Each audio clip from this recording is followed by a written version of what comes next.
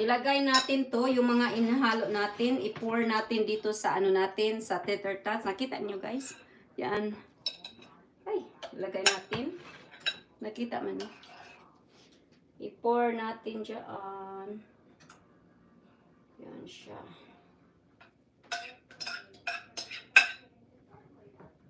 Yan siya.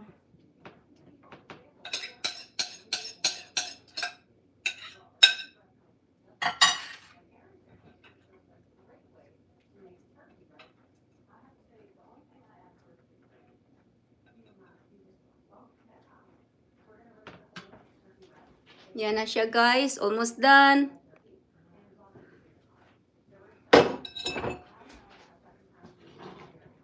Yan, nalaloin dyan.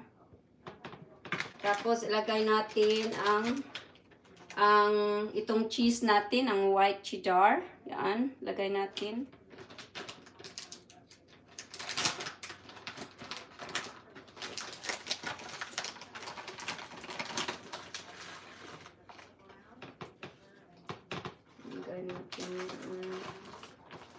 Hindi ko na to siya iubos.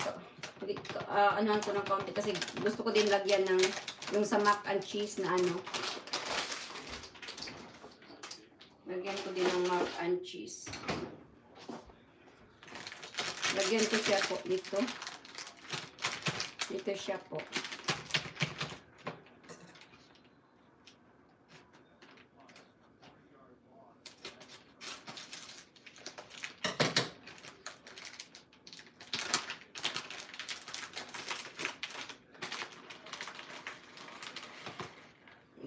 Kung gusto niyo marami, gusto niyo talagang maraming ano, maraming cheese, nasa inyo lang.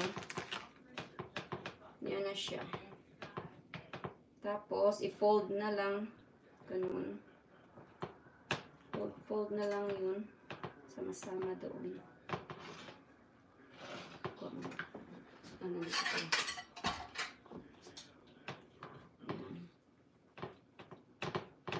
Fold mo na lang yan.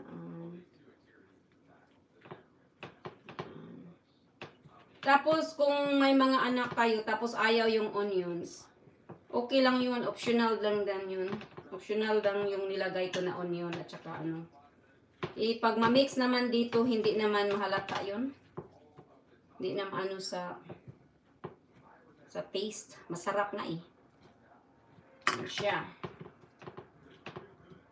Yan na po siya po.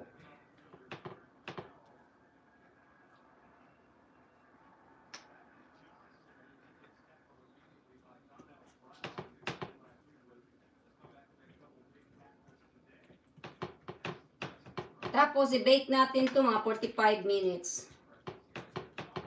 Yan siya. So, yan na siya.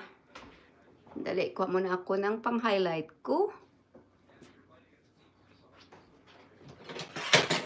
Balik ko muna to sa fridge.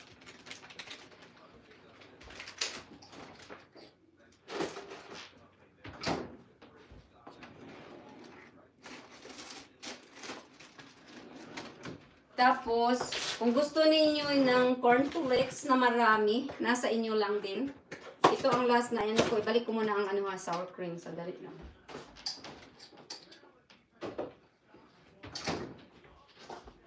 Here's our potato cheesy potato using the tater tots. Cheesy potato.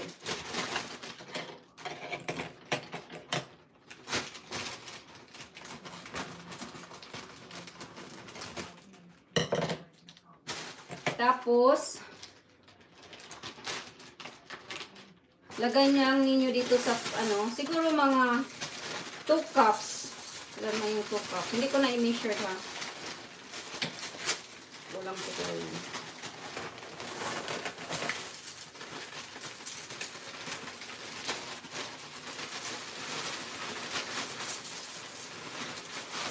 Okay. I think this is 2 cups. Yan siya. Sira ko yan mamaya. Pagkatapos, isira ninyo to. Tapos, i-ano na ninyo, i-ano na yan. Pwede ninyo gamitin yung ano, pwede ninyo gamitin yung